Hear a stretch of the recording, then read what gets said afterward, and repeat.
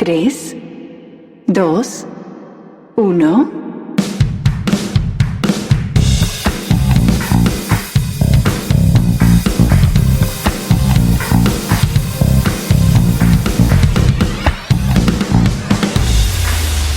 Bienvenidos sean al episodio número 3, todos ustedes ambientalistas de Hueso Verde que hoy nos están escuchando.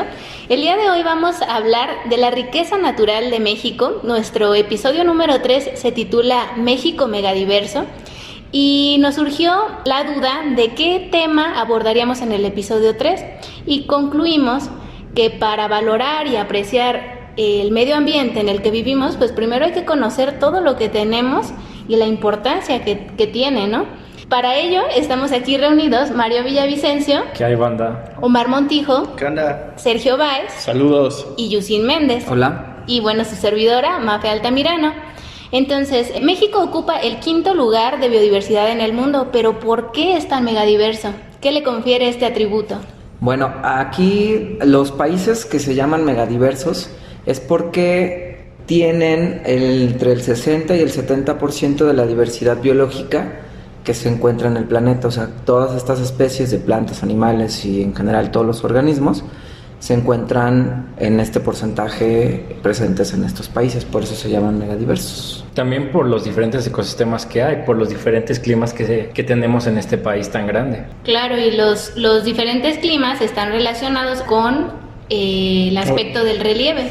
Y pues otra parte importante es que México ocupa en toda la parte terrestre del planeta un 1%, pero tiene un 10% de la diversidad mundial. Un aspecto también muy interesante es la posición geográfica, ya que si ubicamos en el mapa mundial los países megadiversos, que son Brasil, Colombia, China e Indonesia, se caracterizan por estar ubicados principalmente en esta franja del Trópico de Cáncer. Y es precisamente ahí en donde México se ubica. Además de que también México está dentro de los primeros 20 países más grandes del mundo, ¿no? Creo que está en el lugar 14. En el lugar 14 de los países más grandes del mundo. Y por lo mismo alberga muchísimas formas de vida.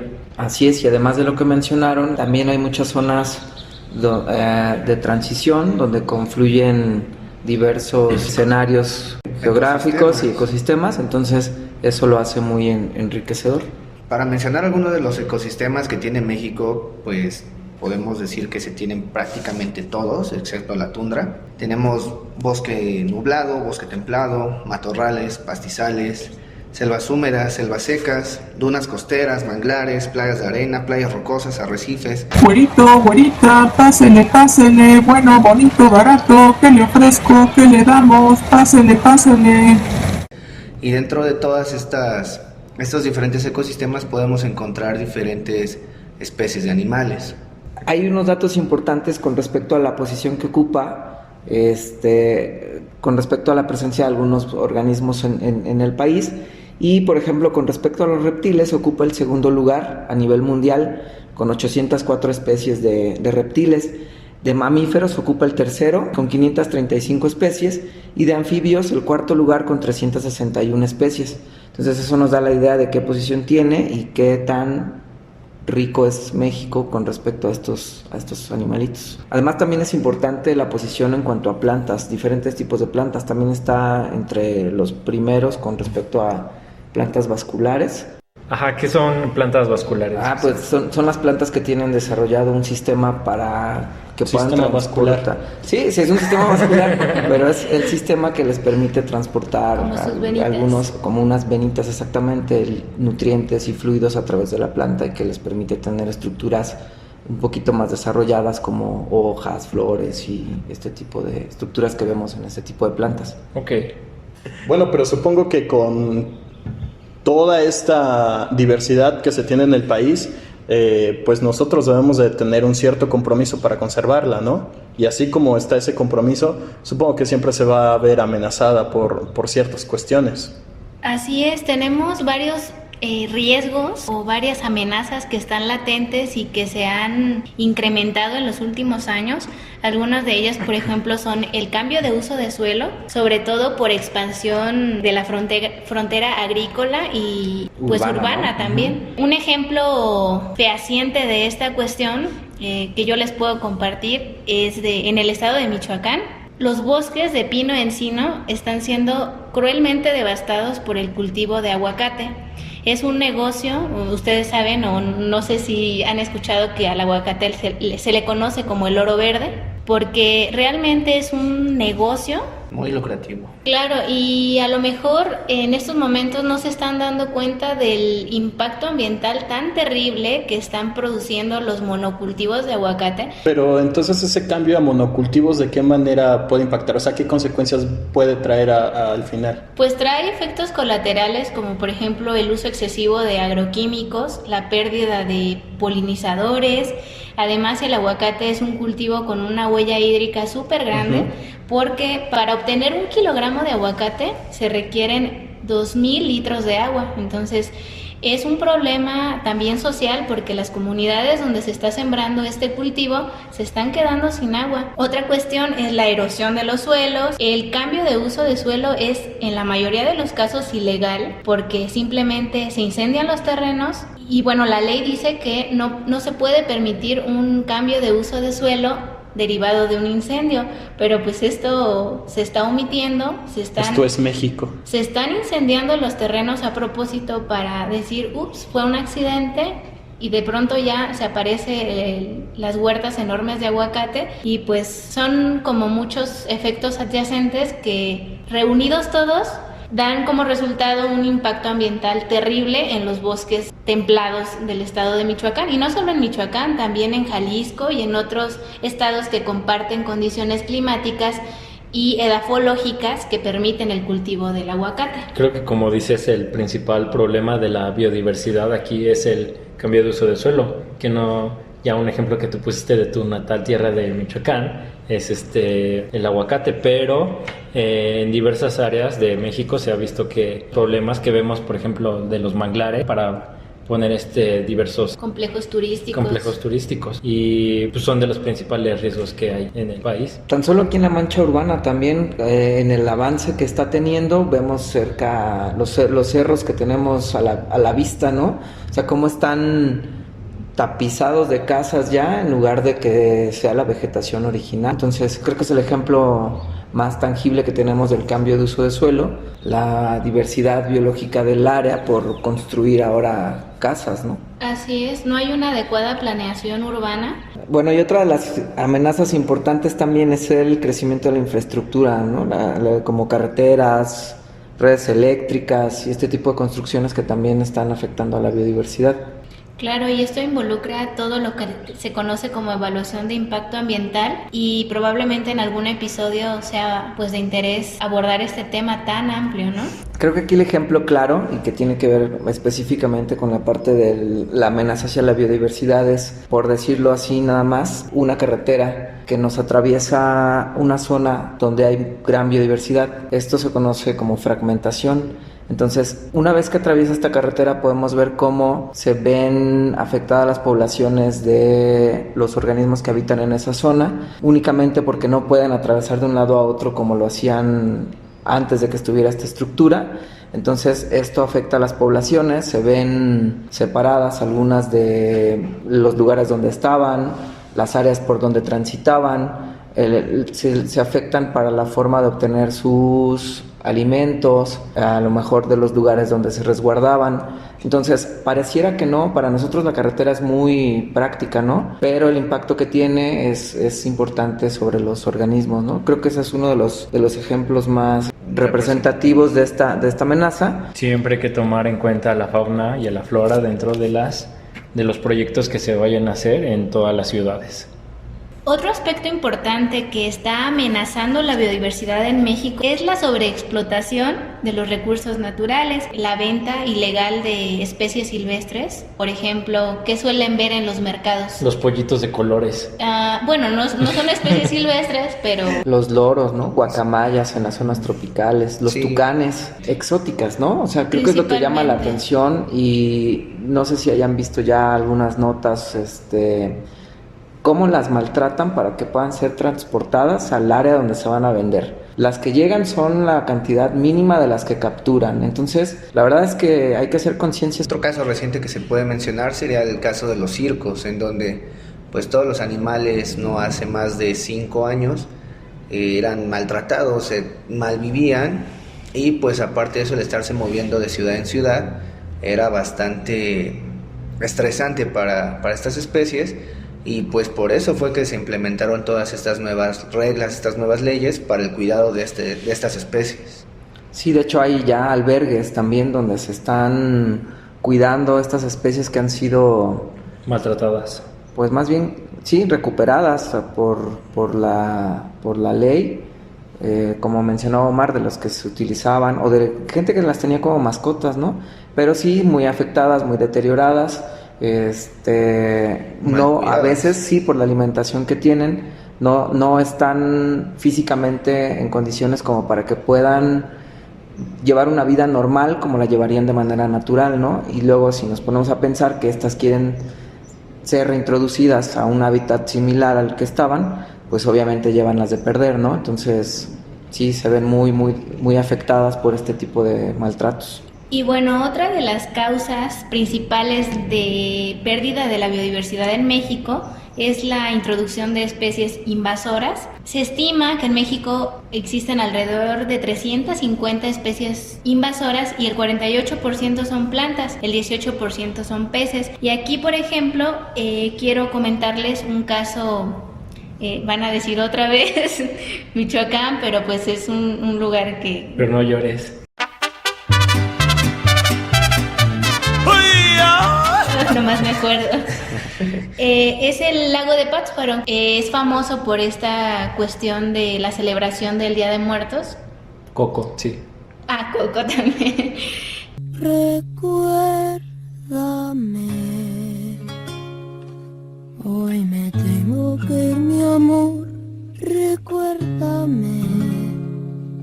El caso del lago de Pátzcuaro en Michoacán es bastante interesante, puesto que en él habitan 3 especies endémicas. La más conocida es el achoque o el Ambistoma dumerili. Este es el primo del ajolote que El vive ajolote en Xochimilco. Exactamente. Se ubica específicamente en este lago. No existe ningún otro cuerpo de agua de México. También está el pez agúmara y el pez blanco. La cuestión es que estas especies endémicas han sido afectadas por la introducción de especies invasoras como la carpa, que tienden a comerse los huevecillos de estas 3 especies que les comento que son endémicas, y han evitado la reproducción de estas especies en el lago de Pátzcuaro. Entonces, aunado a la amenaza o al daño que representa la contaminación del agua en el lago y a la proliferación de otras especies invasoras como el lirio acuático, que prolifera por la gran cantidad de nutrientes, fósforo y nitrógeno principalmente en el agua, que se conoce como eutrofización, han provocado una pérdida de la oxigenación del cuerpo de agua. Entonces es un cúmulo de afecciones al medio ambiente que han derivado en la pérdida de especies endémicas, y que a pesar de los esfuerzos por tratar de recuperar la especie, no se ha logrado. Creo que un claro ejemplo de aquí en la ciudad es que pues es un centro cosmopolita donde muchas personas quieren plantar especies de plantas de otros lados, y muchos no saben que pueden ser especies invasoras cuando se da estas actividades de volver a plantar árboles. Y no se puede plantar cualquier especie de árbol, tiene que ser una específica de la zona para que no haya estos casos de competencia o de depredación o incluso de transmisión de enfermedades. Por eso es que hay que ir bien informados de qué especies son las que se pueden ir a plantar en esos sitios. Y aunado a todas las amenazas que ya mencionamos, pues tenemos todavía la contaminación. El cambio climático. Exacto, y el cambio climático provocado también por esta, ¿no? Claro, que produce una vulnerabilidad especial en diferentes organismos. Tal es el caso, por ejemplo, de los corales, que son muy susceptibles a cambios mínimos de temperatura. El coral blanco se está maltratando. Hay un documental muy bueno en Netflix que se llama En busca del coral, en donde explica muy bien todo esto del del cambio climático, de cómo afectaría unos cuantos grados en nuestro planeta. Bueno, y ahorita que Omar nos habló sobre algunos de los principales ecosistemas de México, a veces no nos damos cuenta de la importancia que estos tienen para nuestra vida. Para mucha gente le parece más bien como un sitio al que puede visitar, un sitio turístico y este tipo de situaciones, pero no nos damos cuenta del trasfondo, ¿no? La importancia que tiene un ecosistema para nuestra vida. Tienen, y hablando de esto, pues hay algunos beneficios que nos pueden brindar de diferentes tipos, ¿no? Claro, dependiendo del ecosistema, como provisión o abastecimiento de alimentos, de agua, de maderas, o algunos otros como de regulación del clima, control de la erosión, también hasta purificación de agua en algunos casos. También hay beneficios culturales en los que se engloban los beneficios estéticos, recreativos, educativos y hasta espirituales, ¿no? Que esto tiene más que ver con lo que se mencionaba de las cuestiones culturales de la población que habita en estas zonas. Entonces, creo que es muy importante que tengamos también esta visión de lo que podemos obtener de ellos en otros aspectos, ¿no? Qué tan importante es para que nos ayuden a mantener o a sostener nuestras actividades primarias como sociedad. Bueno, y así como México es el 5º lugar en biodiversidad en el mundo, lamentablemente también hay que decir que es el 4º país más peligroso para los defensores del medio ambiente. Y se estima que en México el 80% de los activistas ambientales asesinados en México son indígenas. Entonces esto va muy de la mano con lo que mencionábamos al principio de la riqueza cultural con la riqueza natural, que van íntimamente ligados. Ahora, una cuestión importante es que si queremos defender el medio ambiente, debemos empezar por defender a la gente que defiende el medio ambiente, ¿no? Sí, se han dado casos últimamente de personas que por defender actos últimamente en tu tierra, Michoacán, por defender a la mariposa monarca los han encontrado muertos. Entonces, definitivamente en México pues hay muchas personas con intereses maquiavélicos que ven en los recursos naturales un negocio sumamente redituable, y mientras no existan leyes o legislaciones aplicables rigurosamente, esto va a seguir siendo una constante que está poniendo en riesgo la riqueza natural de México, y es una tarea, sí, de autoridades para aplicar las leyes ambientales y también de la sociedad en general. Caemos en la apatía de decir, no voy a denunciar que están vendiendo especies exóticas, que están talando el cerro, que están incendiando intencionalmente, y un sinnúmero de actividades ilícitas, porque pensamos, no va a pasar nada. Y entonces es una cadenita que se va, y digo, ¿para qué si no va a pasar nada? Y simplemente nos quedamos en hacer nada. Y es el cambio de mentalidad importante también, ¿no? O sea, si yo no denuncio, si yo veo que algo está pasando y creo que no me afecta, pues entonces creo que eso está mal, ¿no? O sea, porque a final de cuentas sí se beneficia a una persona, pero la afectación es para la mayoría, ¿no? O sea, si devastan bosques, selvas y demás, entonces final de cuentas, claro, me vuelvo cómplice, pero además nos vemos afectados todos a futuro, ¿no? Claro. O sea, la afectación es para toda la población. Aunque sea local. Así es, como dice la frase, ¿no? Peca actúa el que mata local, la vaca, no. como el que jala la vaca. Piensa global y actúa local, ¿no? Piensa globalmente y actúa localmente. Así es. Y bueno, no.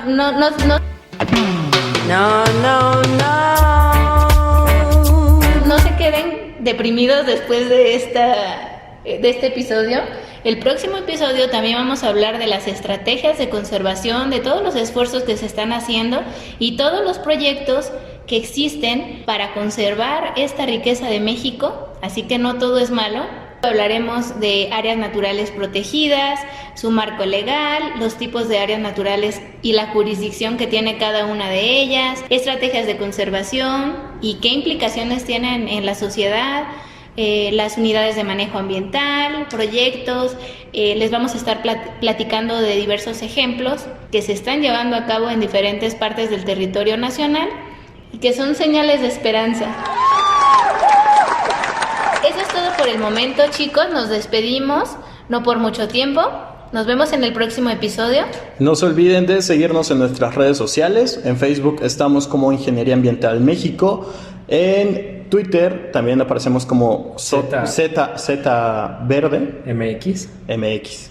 Escúchenos en Spotify, déjenos sus comentarios de retroalimentación, qué les parecieron los capítulos, si les están gustando, qué les hace falta los capítulos, en qué podemos mejorar. Eso es muy importante para nosotros. Bye, Pues bye. eso sería todo. Muchas gracias. Adiós. Hasta la Nos vista. vemos. Besos, bye. En Sonora, vestida con el mar de Cozumel, con el color del sol por todo el cuerpo, así se lleva México en la piel, como el buen tequila de esta tierra, o como un amigo en Yucatán, en Aguascalientes deshilados, o lana tejida en Teotitlán. Así se siente México, así se siente México, así como unos labios por la piel. Así te envuelve México, así te sabe México, así se lleva México en la piel.